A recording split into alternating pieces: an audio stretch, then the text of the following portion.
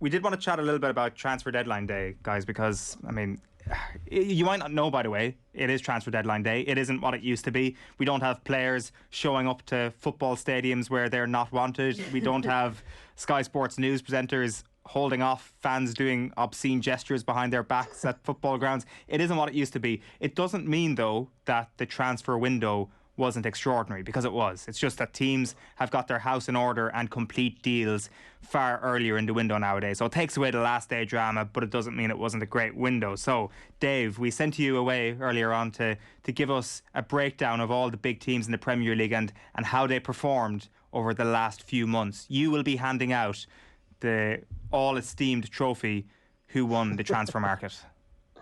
Yeah, it's been a long, thankless task, but one I felt the listeners of this esteemed radio show needed me to do for them. So I was happy to step up to the plate on all other football associated cliches. Well, give us the big winner first of all, then, team wise. I don't think there was a standout winner. Okay. I think, and it's obviously in the news this evening that the deal has been done officially. I think Manchester United are, for me, the standout winner of this season's transfer window. Not necessarily because of the calibre of the player they brought in, but just because of the feel-good factor it seems to have brought to them. They have brought in three very good footballers, three world-class players who they will expect to help them in the case of Varane and Sancho for quite a considerable period of time.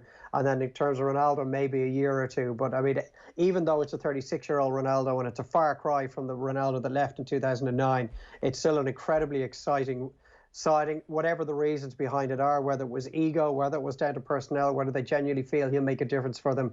Rafael Varane, a World Cup winner, arriving for €40 million, and Jadon Sancho, who they've been chasing for the best part of 2 years. And they've also got good money today for Daniel James as well, who is going to be just an additional member of the wingers squad in that panel of players and was likely to see very little game time, and getting 15 million for him I think is good business. So they've improved in all areas bar centre midfield. They absolutely would have tanked the opposition in this transfer window had they brought in a genuinely top class midfield player, but they haven't done that. And I think when you look at the United squad and you think they're capable of putting together a title tilt, and then you see that their starting midfield pair 2 weekends ago was Fred and Matic, well, that brings you back a little from that assumption. But overall, I think Manchester United have done very well. Yeah, as I say, we're going to have Miguel Delaney with us a little bit later on to chat about that as well, about why didn't Manchester United bring in a midfielder. But we should keep this going. I presume Chelsea are right up there in the winners category? Yeah, they haven't done an awful lot of business, Chelsea, obviously, but they've brought in probably the one part of the game that was missing last season, a genuine out-and-out striker that will score 25 to 35 goals a season. If they get the Romelu Lukaku, and it appears like that is the case already, that has done so well at Inter under Antonio Conte over the last couple of seasons, well, Chelsea are going to be even better than the side that won the Champions League, and maybe given that Timo Werner was supposed to be their standout striker, in the end they shared the burden with the likes of he and Kai Havertz and Mason Mount, and even the likes of Giroud and Tammy Abraham, who've now both left the club. But one of the reasons I had Chelsea in the top three is that they've got huge money for Tammy Abraham. I mean, to get 40 million for him going to Roma, I think is an incredible deal for them. And they have also managed to send Billy Gilmore out on loan, which I know isn't a huge achievement, but it's a clever move because he wasn't going to see any game time under Thomas Tuchel. And I have an awful lot of time for this guy. I'm actually commentating on the Denmark-Scotland game tomorrow night, and I'm looking forward to it because he's almost certainly going to start. And he missed out on the Croatia game at the Euros after that COVID-19 positive case, having played so well against England. So those three factors for me have Chelsea in the top three in terms of the big winners of this year's window. Right, so who is team number three then in Dave McIntyre's exhaustive list of winners from the transfer market 2021? Yeah, there was no other real standout side, I thought. Like, you could argue that maybe City have got Grealish, but they haven't got the striker they were looking for. And Tottenham have managed to hold on to Harry Kane, and they brought in a couple of very good players, including Romero, who we haven't seen as yet, but we will very soon. But I have Aston Villa in there because of the results haven't been great so far this season, but I think Danny Ings is a brilliant signing. He's already got 3 goals in 3 games. I don't know how he managed to persuade Southampton to let him go, because I think that could be the difference between Southampton staying up and going down. He is one of the most underrated strikers, and I think he should be in the England squad every time it's announced. But not just the signing of Danny Ings, who started scoring already. I think Ashley Young brings an awful lot of experience back to the club. And Axel Tuanzebe, who has never let Manchester United down when he's been fit. And I remember him coming in for the Champions League game against PSG that they won last season in the group stage. And he hadn't played for United in over 12 months. And he had barely any game time under his belt. And he came in that night and he was absolutely superb at the Parc des Princes. He's a genuine Champions League defender. They've got him on loan for the whole season. And I think he's going to be brought back to Old Trafford if he has a really good campaign, maybe in the way that Jesse Lingard has after his impressive spell at West Ham. I think he's going to be a massive asset for them defensively. They've lost Grealish, their talisman, their captain, the guy who makes them tick, and they're probably going to miss his, well, they definitely will miss his creativity. But they've got 100 million coming in the opposite direction. I think Villa will be okay this season, and Danny Ings could score 20 Premier League goals. And if you've any guy and you're a bottom half side that's doing that, you're probably going to stay up. Yeah, bit of a no-brainer signing once he became available, it seems, for Aston Villa. So congratulations, Villa fans. Congratulations, Chelsea fans and Manchester United. You've all made the podium on Dave McIntyre's list this summer. Now, the bottom three, David, who have you been looking at? Who's had a disaster of a window? Well, I think the side that have had the most disastrous window is Arsenal. And that's just another heap of mud to fling at them when they're down, and we're very much kicking them when they're down this evening. But I mean, they've signed Ben White for big money. He's unproven. I know he had a decent season for Brighton, but the English premium was very much in play here, paying 50 million for him. Look, he could turn out to be a very good defender for them.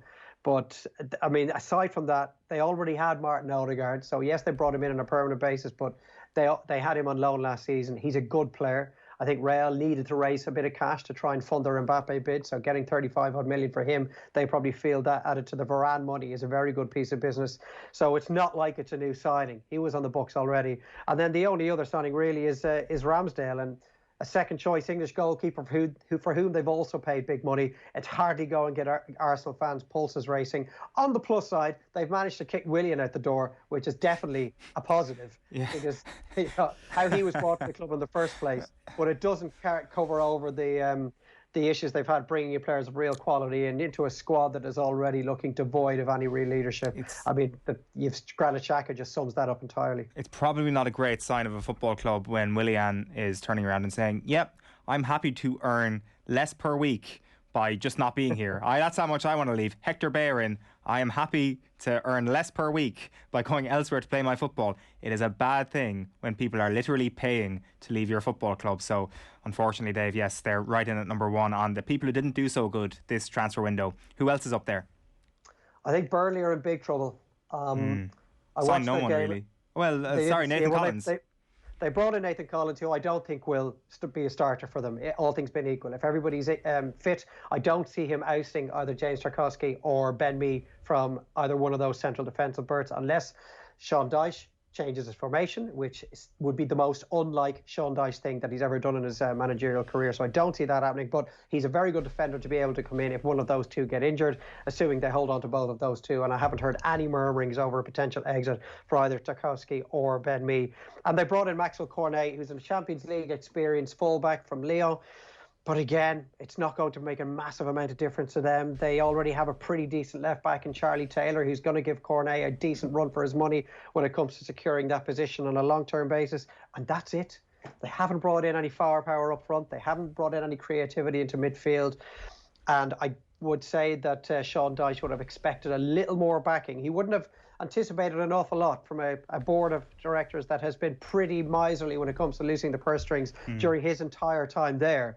And he always manages to pull a rabbit out of the hat, and maybe they go on a couple of very poor runs over the course of a season, but they still find themselves safe with 3 or 4 games to go. I'm just not sure that they are going to manage to do that this season. Okay, then who completes your list of the 3 who had a bad window? Well, I'm kind of just stirring the pot here a little because I'd say every Liverpool fan out there will disagree with me. Anne-Marie's with you here. Yeah, I think Liverpool have had a terrible window because they've signed no one, and the depth of the squad is pretty weak. And if anything like last year happens again, Klopp is going to be under serious pressure from fans because they're like, where's our £100 million signing? Do you not think that there's like a depth that kind of comes from people coming back to full fitness, or are we thinking here that Liverpool should have added more regardless? Well, I think they brought in Konate, and he has the potential to be a world-class defender in the long term. But will he start if all three of Virgil van Dijk, Joe Gomez and Joel Matip are fit, which they are at the moment. I'm not sure that he will. And we saw Firmino limp out at the weekend against Chelsea, which means the front three just picked themselves. I think they needed to bring in somebody just to provide a little more competition for Jota, Salah and Sadio Mane. They haven't added anything to their midfield, although I know they have signed Jordan Henderson to a new long-term deal today. I'm not sure that they have freshened things up to the extent that maybe the evidence of last season proved that they needed to do, particularly in midfield and going forward. But defensively, I think they will feel like the return of Virgil van Dijk is, that to borrow another old adage in football, is like a new signing, because he essentially was missing for virtually the entire season last term. And he's probably the best defender in the world. I don't think I've ever seen a better defender in the last 10 years. So having him back makes an absolutely monumental difference to that Jurgen Klopp team. But I don't think they're going to have the cutting edge about them that they did 2 seasons ago when they won the league, and the season before that when they lost the league with 97 points and won a Champions League title. Now, I'm sure Liverpool fans will disagree, but picking the third of the worst windows for the clubs in the Premier League was probably the most difficult task, because I think you could throw a blanket over 5 or 6 clubs. There were a lot of clubs that didn't do an awful lot.